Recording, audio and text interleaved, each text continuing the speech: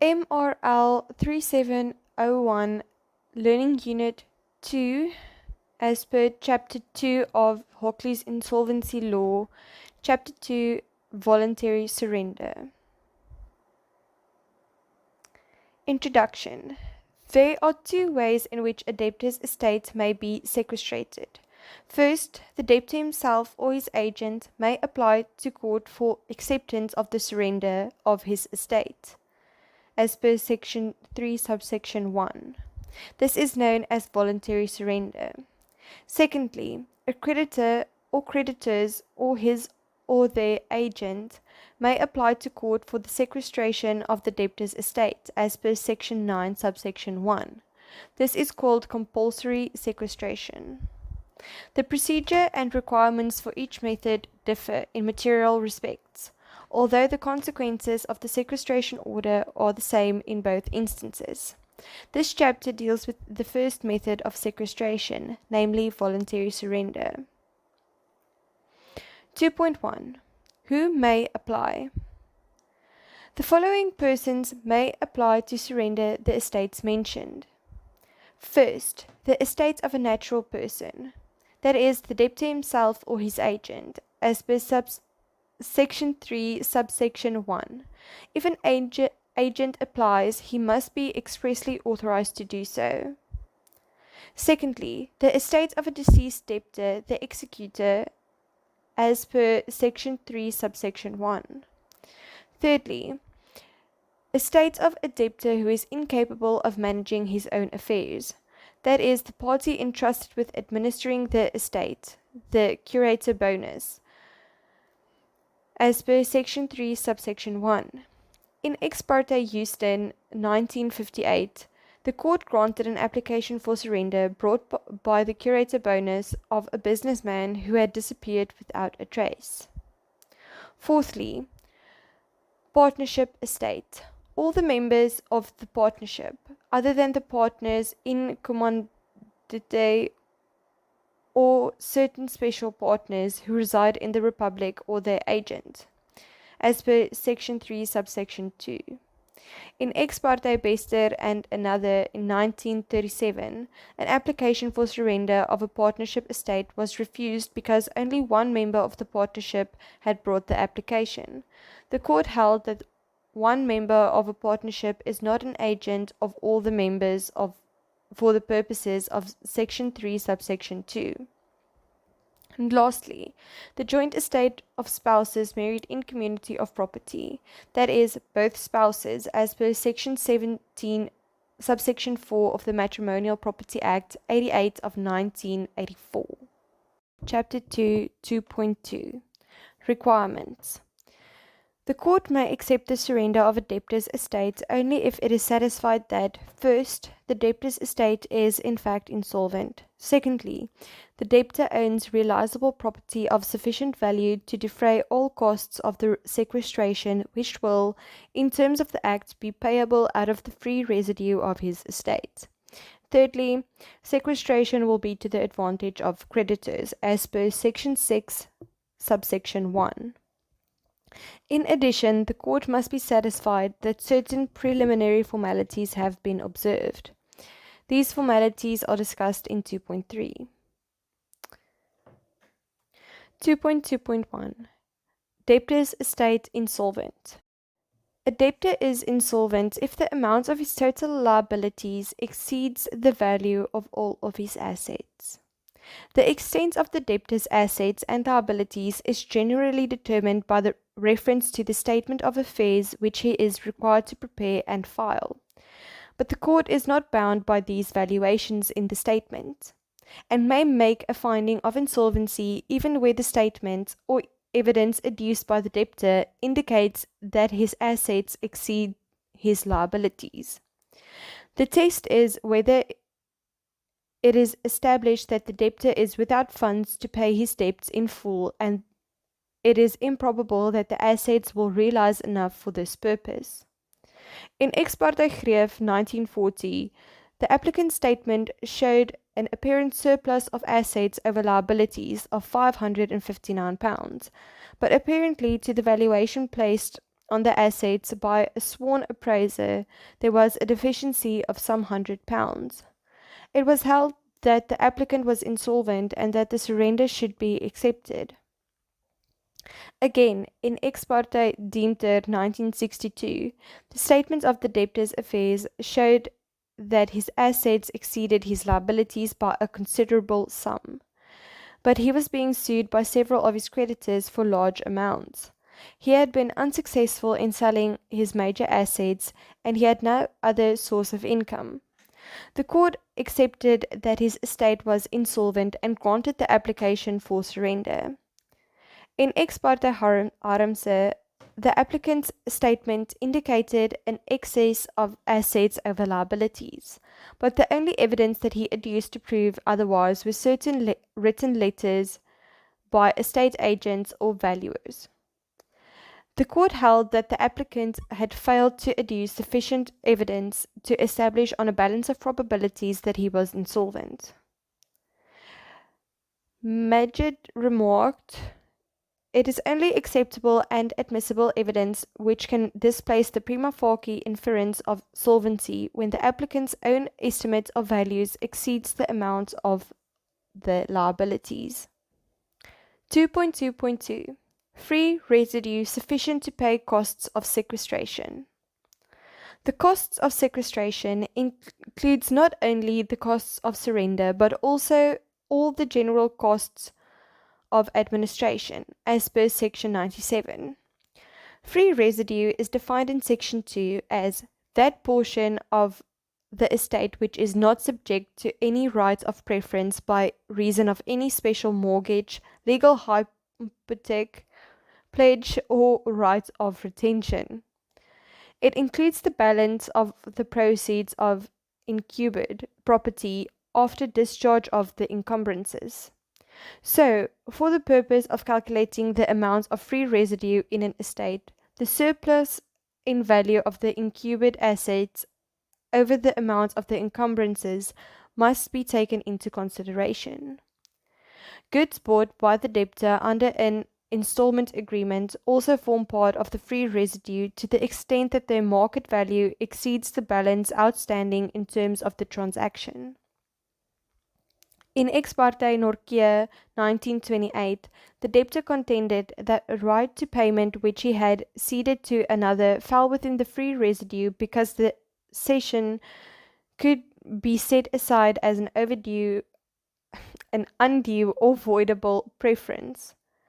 The court did not agree, inter alia, because an action would be necessary to set aside the cession if creditors decided on that step, and the action might or might not be successful. A logical result of the requirement that the debtor must own sufficient property to meet the cost of sequestration is that a debtor who has no assets and only liabilities cannot surrender his estate. This, in Ex parte Collins 1927, the court refused to grant an applicant for surrender because the debtor had only liabilities, in spite of the fact that the cost of sequestration had been guaranteed to the master. It should be noted, however, that an estate comprising only liabilities may be compulsorily sequestrated. If it is clear that the free estate is insufficient, the court must refuse the application. The insufficiency cannot be cured by the furnishing of a guarantee, since the guarantee does not have the effect of creating an asset in the debtor's estate. But if it is uncertain whether the free residue is sufficient, the court may grant the application, provided a guarantee for costs, to the satisfaction of the master, has been furnished. The guarantee in such a case is regarded as removing the uncertainty. 2.2.3 Sequestration to be to the advantage of creditors. The meaning of the expression advantage to the creditors is explained in the chapter on compulsory sequestration. It must be noted that the debtor has to prove that sequestration will be to the advantage of the creditors, whereas in an application for compulsory sequestration, the creditor has to show merely that there is reason to believe that it will be. The onus, in other words, is more strenuous in voluntary surrender than in compulsory sequestration. One reason for this is, no doubt, that a debtor can normally be expected to provide a detailed account of his own financial position, whereas a sequestrating creditor would generally not have access to this information. Another reason is to reduce the ever-present risk of the debtor abusing the sequestration procedure and resorting to sequestration when it holds little or no real benefit for creditors and simply gives the debtor a means of escaping his liabilities. Chapter 2, number 2.3. Preliminary formalities. The steps which must be followed prior to the application for surrender are set out in Section 4. As explained in the previous chapter, formal defects do not necessarily invalidate the application. 2.3.1 Notice of intention to surrender. The first step to be taken by a debtor who wishes to surrender his estates is the publishing of a notice of surrender in the Government Gazette and in a newspaper circulating in the magisterial district where he resides, or if he is a trader, in the district where he has his principal place of business. The notice must correspond substantially with Form A in the first schedule. It must state, firstly, the full names, address, and occupation of the debtor. Secondly, the date upon which and the particular division of the High Court before which the application for acceptance of the surrender will be made. And thirdly, when and where the debtor's statement of affairs will lie for inspection as required by the Act. Publication of the notice in the Gazette and a newspaper must take place not more than 30 days and not less than 14 days before the date stated in the notice as the date for the hearing of the application. The purpose of the notice of surrender is to alert creditors as to the intended application, in case they should wish to oppose it. It follows that the notice must be published in a newspaper in the usual sense. That is, a daily or weekly publication containing reports on local or foreign happenings of recent occurrence and of a varied character, intended for the information of the general reader. This in Ex parte Goldman 1930, it was held that a weekly journal devoted to Jewish interests and printed mostly in Yiddish using Hebrew characters was not a newspaper for the purposes of the statute. It follows too, if the objective of alerting creditors is to be attained, that the newspaper chosen for publication must circulate in the area in which the debtor's creditors are located, even if the debtor no longer resides or carries on business there. In Ex parte Barton 1926, the notice had been published in a Western Cape newspaper, but the applicant had previously lived in Durban, and all his creditors were in Natal.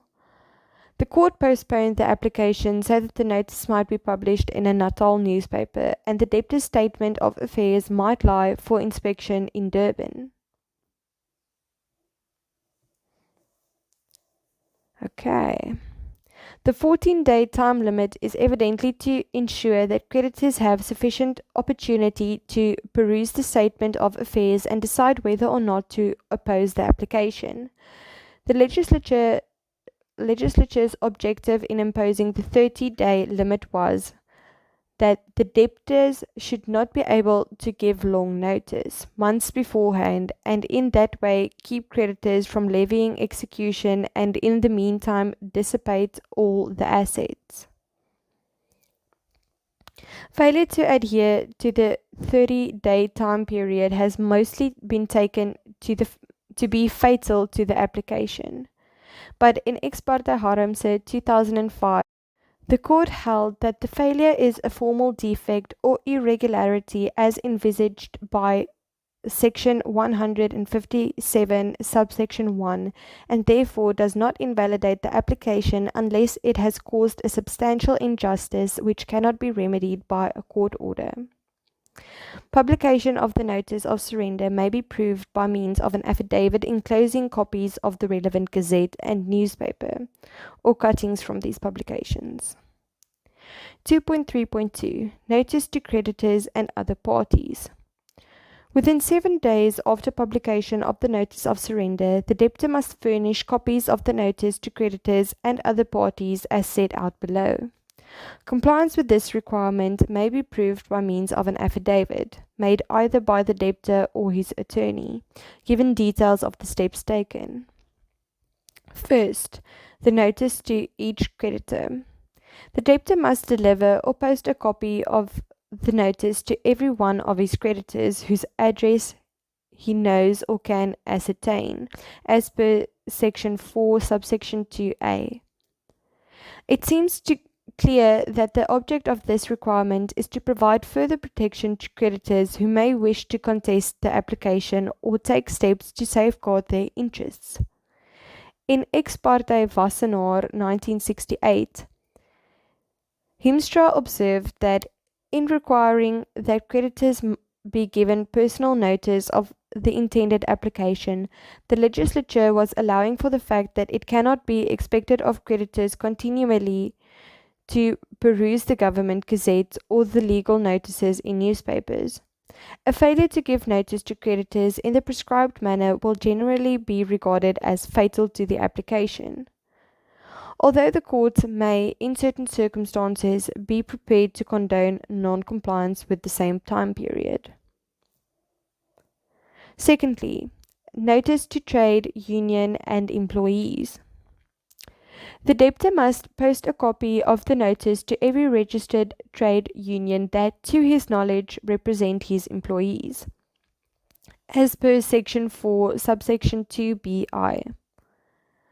In addition, the debtor must give notice to the employees themselves, either first by affixing a copy of the notice to any notice boards which the employees have access in the debtor's premises, or secondly, if the employees do not have access to these premises, by affixing a copy of the notice to the front gate of the premises, or lastly, failing the latter, by affixing a copy of the notice to the front door of the premises from which the debtor conducted any business immediately prior to the surrender, as per subsection 4 or Section 4, Subsection 2b to AA to BB. It would appear from these provisions that if the employees have access to the debtor's premises, the debtor is obliged to give notice by means of a notice board on the premises, even if this means erecting a notice board specifically for this purpose. Thirdly, notice to the South African Revenue Service. The debtor is further required to send a copy of the notice by post to the South African Revenue Service. 2.3.3 Preparation and lodging of Statement of Affairs. First, preparation of statement. The statement of affairs referred to in the notice of surrender must be framed substantially in accordance from Form B in the first schedule. It comprises the following. First, a balance sheet. Secondly, a list of immovable assets with the estimated value of each asset and details of any mortgages on the assets. Thirdly, a list of any movable property not included in Annexures 3 or 5, setting out the value of each asset mentioned as per Annexure 2. Merchandise listed in this annexure must be valued either at its cost price or at its market value at the time of the making of the affidavit, verifying the statement of affairs, as to which, see below, depending on which amount is the lower, and the annexure must be supported by detailed stock sheets relating to the merchandise. In Ex parte Nel 1954, the applicant disclosed stock in trade in his annexure but failed to support it by detailed stock sheets, merely handing in at the hearing a stock book containing the relevant details. The court dismissed the application, holding that the omission to supply stock sheets is not a formal defect, which the court can condone. Van Blair remarked that stock sheets are of material interest for creditors and are the only way in which the sheriff can determine the precise extent of the merchandise when he makes an attachment. This rule has not been applied in other divisions. Failure to mention realizable movable property where such property exists may lead to dismissal of the application. Fourthly, a list of debtors with their residential and postal addresses, details of each debt, and an estimate of the extent to which the debts are good or bad or doubtful. Annexure 3. In Ex parte Silverstone 1968, Hofmeyr said, "The object of the legislature in requiring the applicant to furnish not only the name but also the residential as well as the postal address of his debtors must doubtless have been to enable creditors to trace these debtors and so to form their own independent opinion of the applicant's estimated values of his good and bad debts." Fifth, in casu, the applicant, instead of giving the names and addresses of certain debtors, had merely stated sundry debtors. The court held that the irregularity could not be condoned. As per Ex parte Murphy 1929, in which the failure to give the addresses of a number of debtors was condoned.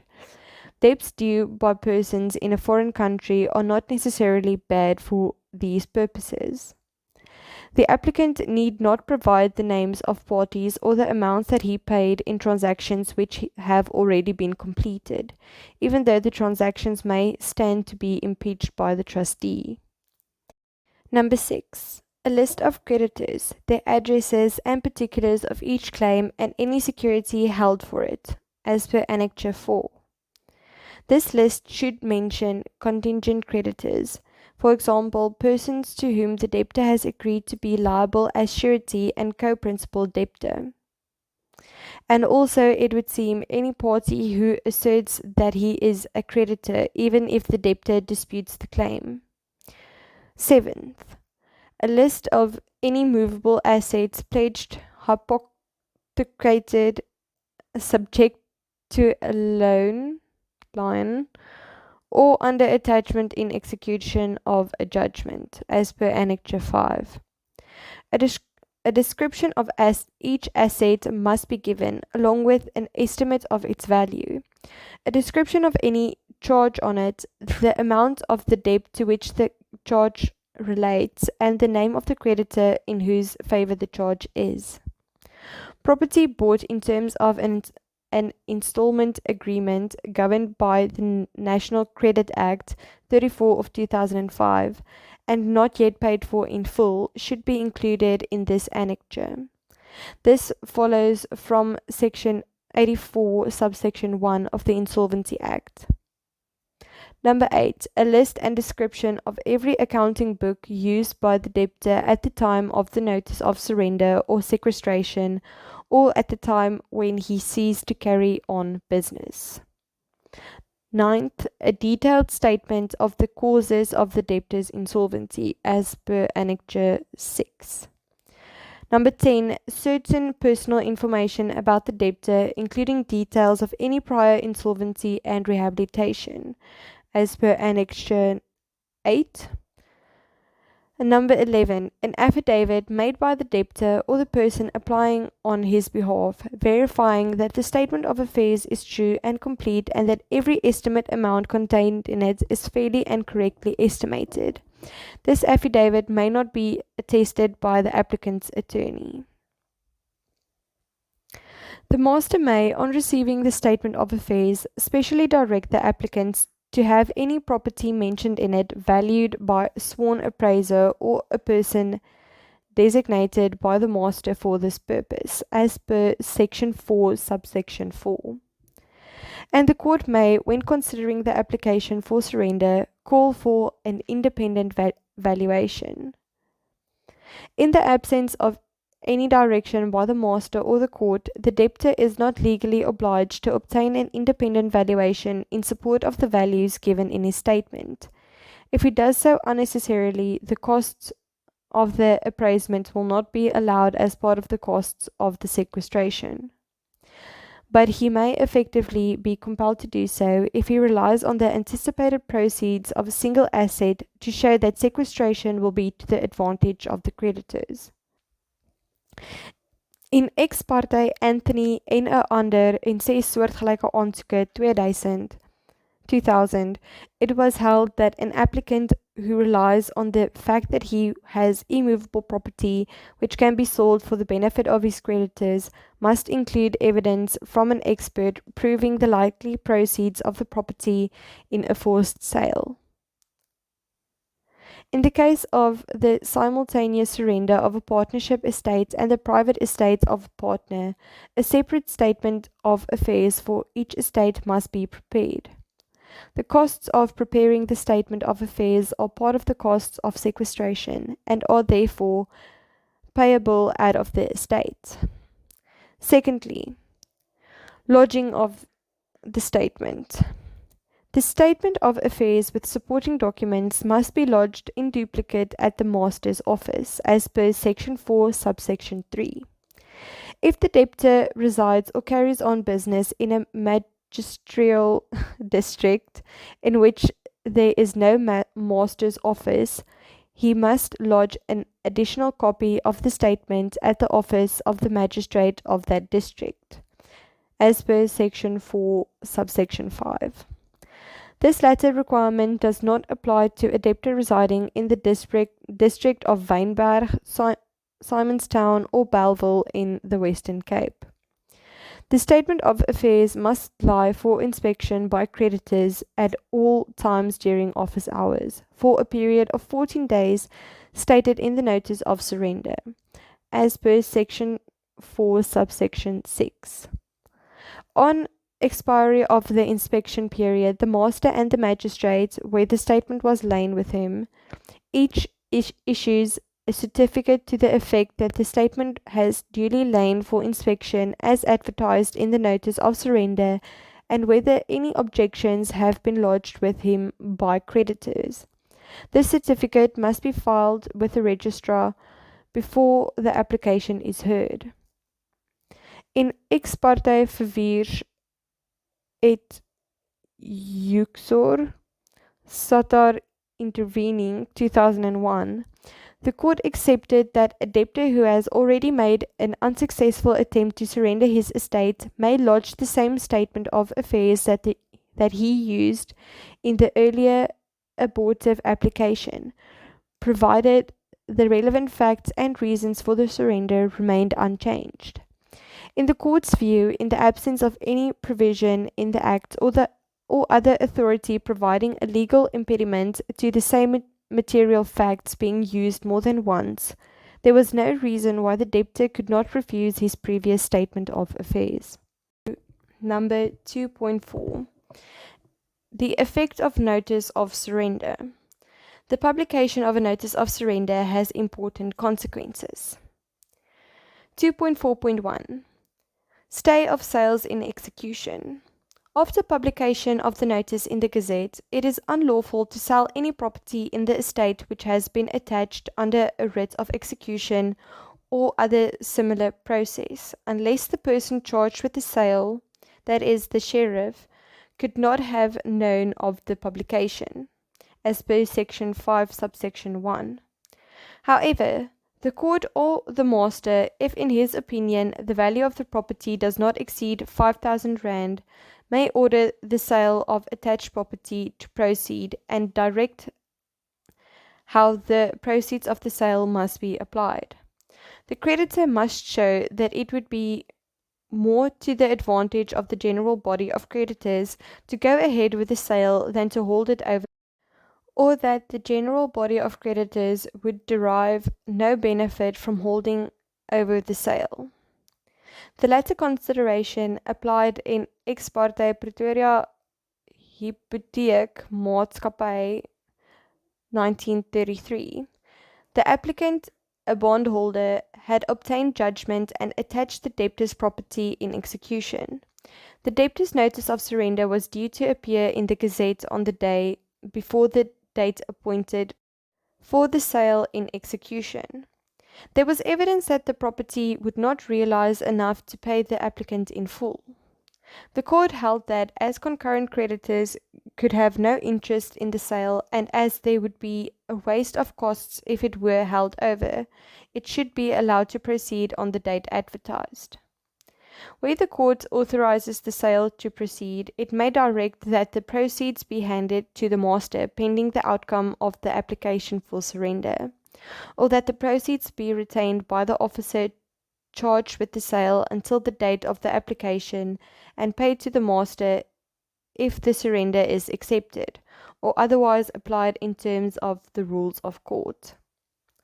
No period is fixed for the duration of the prohibition in Section 5, Subsection 1, but it would seem that it continues until the day that the application for surrender is or should have been adjudicated upon by the court. If the officer charged with the execution of a writ holds a sale in execution in contravention of Section 5, Subsection 1, the sale is illegal and the debtor can successfully resist proceedings brought by the buyer to enforce it. This applies even if the application for surrender is subsequently refused. However, if ownership of the property is transferred to the buyer pursuant to the illegal sale, the trustee of the estate cannot claim the property unless he proves that the buyer acted in bad faith and with the knowledge that the sale was unlawful. Publication of a notice of surrender has no effect on other civil and criminal proceedings.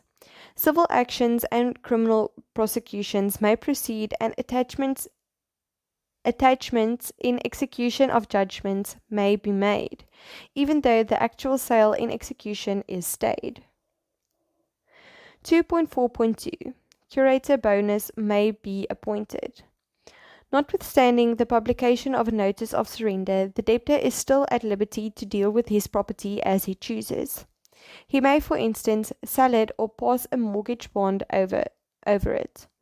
As a safeguard against the debtor dissipating his assets after publishing a notice of surrender, the master may appoint a curator bonus to the debtor's estate, as per Section 5, Subsection 2. The appointment must be made in accordance with policy determined by the minister. The curator bonus is obliged forthwith to take the estate into his custody and assume control of any business or undertaking of the debtor, as the master may direct. The estate remains vested in the debtor, since the curator bonus is only in the possession of a caretaker. The curator bonus is required to open a bank account and is subject to the same provisions in this regard as a trustee, as per subsection 5(2) and 70. Also see 11.6. The curator bonus is entitled to reasonable remuneration for his services, taxed by the master as per section 63, subsection 1. The remuneration forms part of the cost of sequestration, as per section 97, subsection 2c. 2.4.3 Potential compulsory sequestration. If, after having published a notice of surrender, the debtor fails to lodge a statement of his affairs, or lodges a statement which is incorrect or incomplete in a material respect, or fails to make application to court on the appointed day, and the notice of surrender is not properly withdrawn, the debtor commits an act of insolvency which entitles a creditor to apply for the compulsory sequestration of the debtor's estate, as per Section 8F. Acts of insolvency are discussed in the next chapter. 2.4.4 No withdrawal of notice without consent. If notice of surrender published in the Gazette cannot be withdrawn without the written consent of the master, as per Section 7, subsection 1. The debtor may apply to the master for his consent, and the master is obliged to give it if it appears to him that the notice was published in good faith and that there is a good cause for its withdrawal, as per Section 7, subsection 2.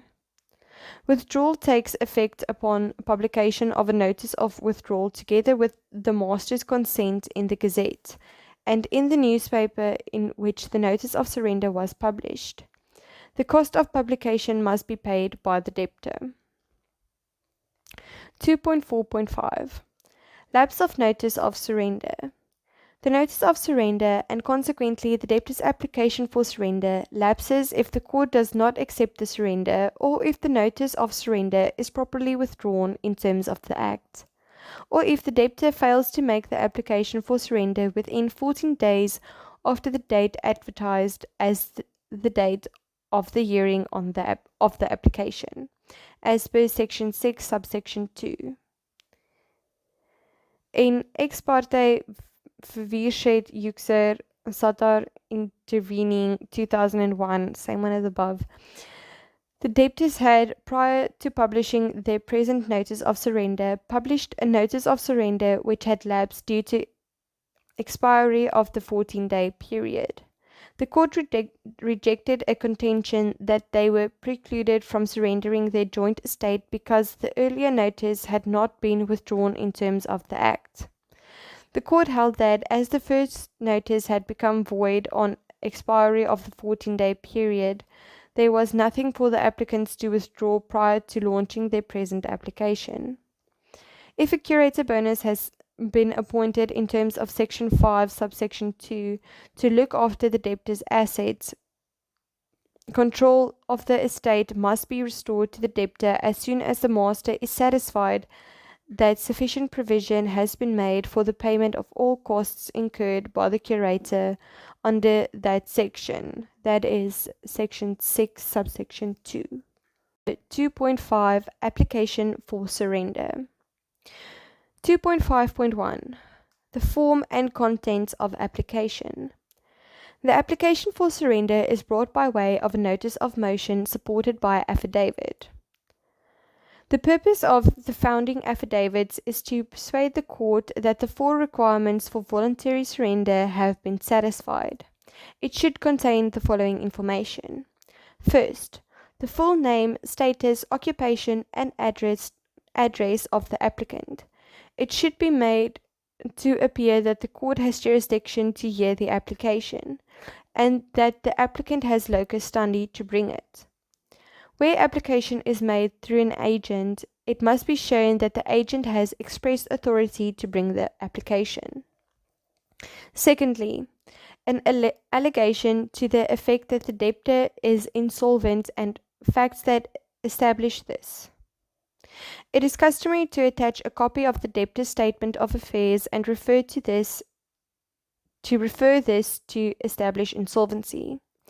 Any vagueness or apparent inconsistencies in the statement of affairs may be clarified in the affidavit. If the statement of affairs reflects a surplus of assets over liabilities, the applicant must provide additional evidence to show that the assets will probably not yield enough to discharge his liabilities in full. Thirdly, an explanation as to how the insolvency came about.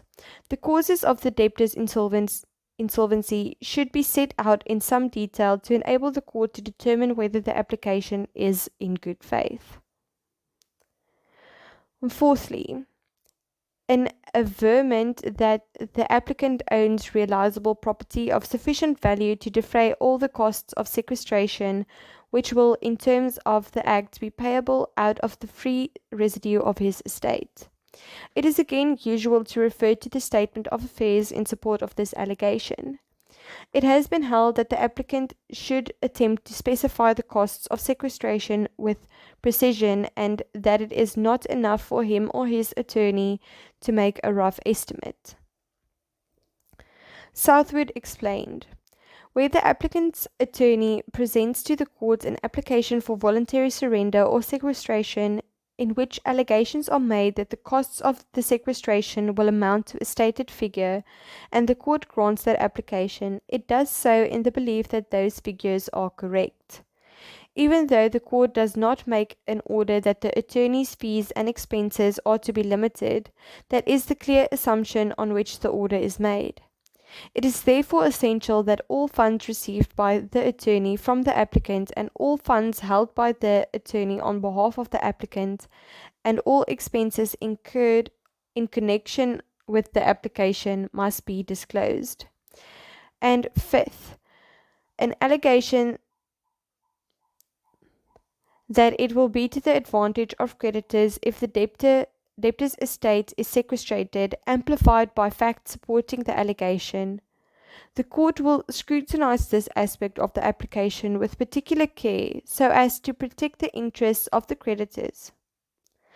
However, a specific averment regarding advantage to creditors is probably unnecessary if the advantage is clearly apparent from the facts alleged in the application and the statement of affairs.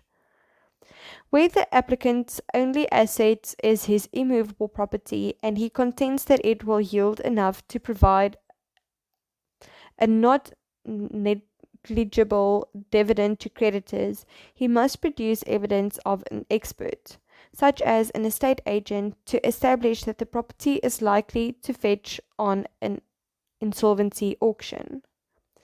The expert must state his opinion, the facts on which he relies, and the reasons on which his opinion is based.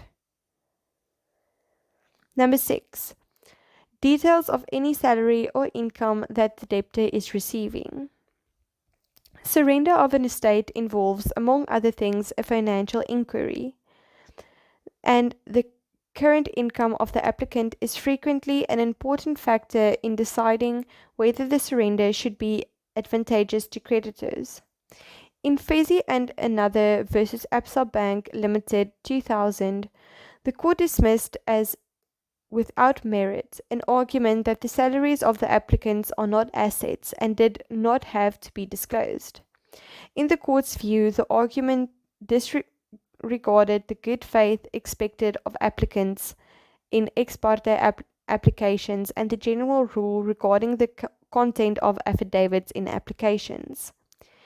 In ex parte Ficht 1965, it was held that when a surplus of income is alleged to be the only advantage to creditors, the applicant should consent to some deduction being made from the excess by his trustees in terms of Section 23(5) of the Act, so as to put the matter beyond doubt if and when the surrender is accepted. And seventh, any other information that may influence the court in granting or refusing the surrender.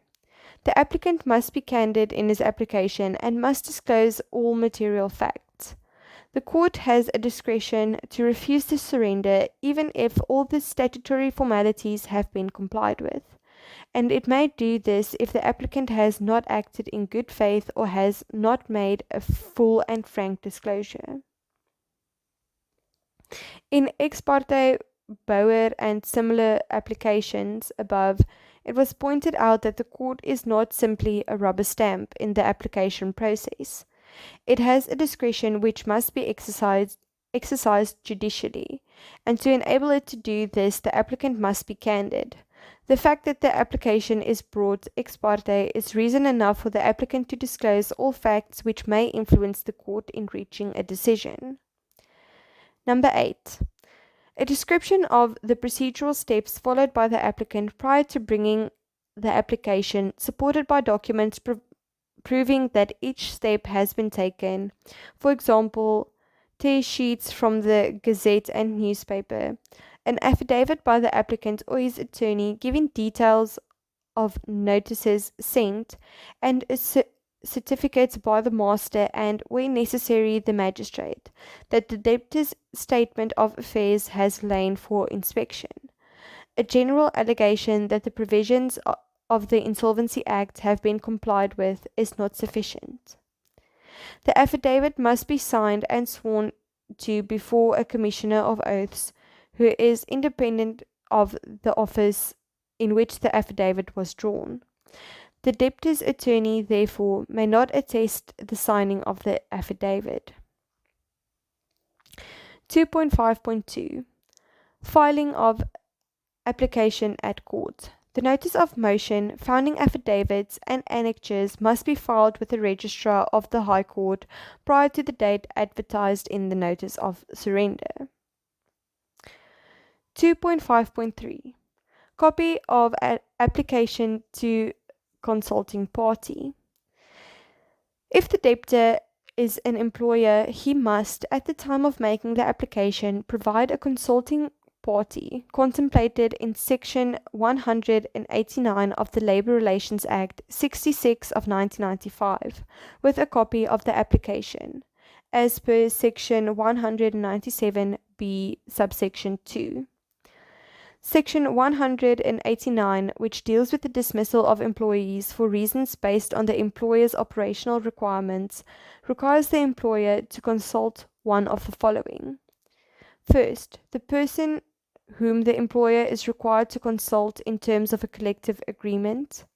Secondly, if there is no collective agreement that requires consultation, the workplace forum and registered trade union of the employees likely to be affected by the proposed dismissals. Third, if there is no such workplace forum, the registered trade union whose members are likely to be affected by the proposed dismissals. And lastly, if there is no such trade union, the employees likely to be affected by the proposed dismissals or their representative nominated for that purpose. 2.5.4 Master's Report. In the Western Cape, a Master's Report must be obtained and filed prior to the set down of the application. 2.5.5 Opposition to application.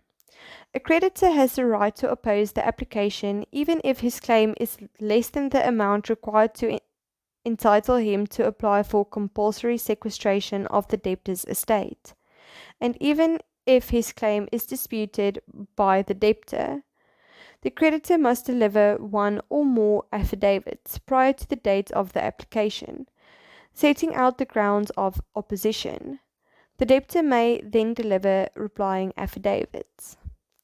2.5.6 Adjudication on application. On the date that the application is adjudicated upon, the following documents must be before the court. First, the notice of motion and supporting affidavits. Secondly, the debtor's statement of affairs, incorporating the verifying affidavit. Thirdly, any sworn valuation necessary in the circumstances. Fourth, proof of publication of the notice of surrender in the Gazette and newspaper, for example, an affidavit by the debtor's attorney enclosing copies of the newspaper or the pages on which the notices appeared. Fifth, proof by the affidavit that the applicant has delivered or posted copies of the notice of surrender as required. 6. A certificate from the master and the magistrate to, if necessary, that the statement of affairs has lain for inspection as advertised, and whether any written objections have been lodged with him. 7th, any report by the master. 8th, any opposing affidavits by creditors. Or number 9, the debtor's replying affidavit. The established practice is for the debtor's counsel to appear in court and move for acceptance of the surrender of the estate as insolvent. Opposing creditors may be represented by counsel when the application is considered by the court.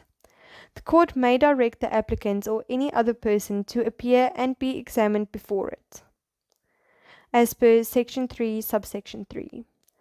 Before the court can accept the surrender, it must be satisfied that the applicant has shown, on a balance of probabilities, that the requirements set out in Section 6, Subsection 1 of the Act are satisfied. Although the debtor is required to bring his application for surrender within 14 days after the advertised date of the hearing, the court is not bound to accept or decline the application within this period and may therefore postpone the application to a date beyond the period if it sees fit. Should the court accept the surrender, the debtor's estate is sequestrated and the debtor becomes declared insolvent as from the date of the court order. If the court refuses to accept the surrender, the debtor is restored to the position he was in before publication of the notice of surrender. Number 2.6. The court's discretion. Even if the court is satisfied that the requirements discussed above have been met and that the preliminary formalities have been observed, it still has a discretion to reject the surrender, as per Section 6, Subsection 1.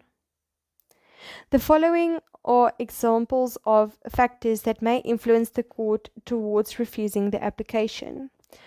First, the debtor displayed gross extravagance and ran up debts on a pretentious scale even after judgment had been granted against him.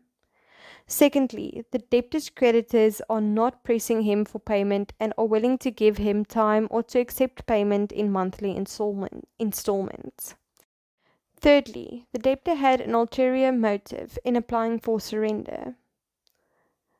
For example, to avoid paying or to defeat the rights of a particular creditor, or to prevent the sale in execution and transfer of his immovable property. Fourth, the debtor failed to give a full and frank account of his financial position. Number 5, the debtor's papers were deficient in a number of respects. And number 6, the debtor's financial problems could be dealt with in more appropriately under the National Credit Act. In Ex parte Ford and 2 similar cases, 2009, the court refused 3 applications for voluntary surrender on this ground. It appeared that the indebtedness of the applicants related almost exclusively to credit agreements, as defined in the National Credit Act 34 of 2005. And there were good grounds for suspecting that the applicants had been granted reckless credit as envisaged by Section 86, Subsection 7 of the Act. The applicants had failed to explain adequately how they had come to be granted the credit and why they had not availed themselves of appropriate relief under the Act. Binns Ward commented, "Insolvents whose misfortune arises out of credit agreement transactions would be well advised, for the reasons that follow, to take into account the policy and objections of the NCA, and also the special remedies under that Act, before opting to apply for the surrender of their estates under the Insolvency Act, rather than availing of the provisions under the NCA. The NCA provides a wide range of remedial relief which can be tailored to the justice of the particular case. The possibilities extend from disallowance of the recovery of the debt if it arises from reckless credit, to staying the accrual of interest thereupon and ranking liability. In view of the resistance by the applicants to assistance in terms of the NCA, in the context of these proceedings, I have determined not to refer their credit agreement debts for investigation and report by a debt counsellor. It is nevertheless open to them to take the necessary steps that appear to be indicated under the NCA on their own initiative. I am, however, not disposed to exercise the court's discretion in favour of granting their applications for voluntary surrender. In the context of their failure to properly explain why their credit agreement related debt is not amendable to administration under the NCA to their own benefit as well as that of their credit granting creditors who acted responsibly, as distinct from recklessly in extending credit. Chapter 2, 2.7 Costs of Surrender. The taxed costs incurred in surrendering the estates are included in the costs of sequestration and are payable out of the estate, as per Section 97, Subsection 3. As a general rule, costs occasioned by unsuccessful opposition to the application must be borne by the creditors concerned. but the court may order these costs or part of them to be paid out of the estate. Attorney's fees and expenses must be limited to the amount stated in the application. Number 2.8. Setting aside sequestration order.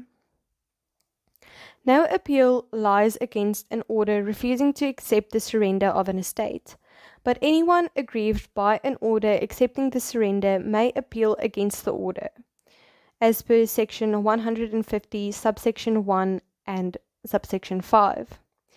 The noting of an appeal does not suspend the operation or execution of the relevant order, and the provisions of the Act continue to apply as if no appeal has been noted. However, no property belonging to the sequestrated estate may be realized without the written consent of the insolvent, as per Section 150, Subsection 3. Section 149, Subsection 2 empowers the court to rescind or vary any order made by it under the provisions of the Act. This section cannot be invoked simply to obtain a rehearing of the merits of the sequestration application.